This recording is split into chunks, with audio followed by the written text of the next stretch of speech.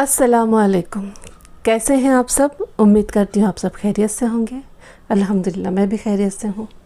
आज मैं कोई बहुत बड़ी कहानी या बहुत बड़ा कुछ ऐसी स्टोरी लेकर नहीं आई हूँ। एकदम छोटी सी है लेकिन अच्छी है, तो आप लोग सुनिए।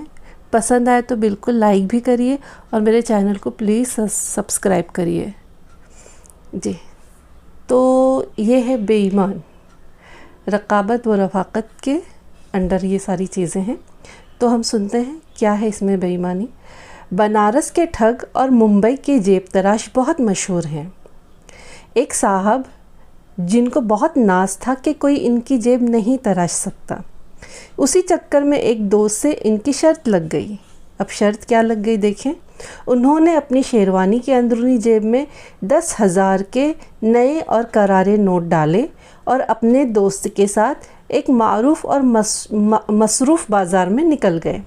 उन्होंने बहुत होशियारी से अपनी रकम की हिफाजत की। वापस घर पहुँचे तो फ़ख्र से अपनी जेब से रकम निकालकर दोस्त को दिखाई। इस बेचारे का मुंह उतर गया, क्योंकि शर्त लगाई थी ना। अब वो शर्त हार गए थे तो उनका मुंह उतर गया।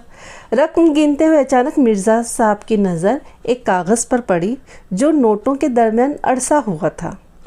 खोला तो तहरीर पढ़कर इनके तो तोते उड़ गए। लिखा था, बेईमान, बेशरम, जाली नोट लेकर घूम रहा है, पकड़ा गया तो ज़मानत भी नहीं होगी, जला दे इनको।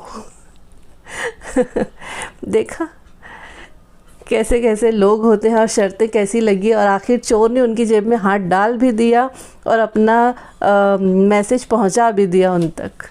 तो बस आज के लिए इतना ही है। तो बिल्कुल आप लोग मेरे चैनल को सब्सक्राइब करिए, और अगर पसंद आए तो शेयर भी करिए और लाइक करिए प्लीज़। चलिए मिलते हैं फिर किसी कहानी के साथ में। चलिए आज के लिए इतना ही। अस्सलामु अलैकुम, अल्लाह हाफ़िज़।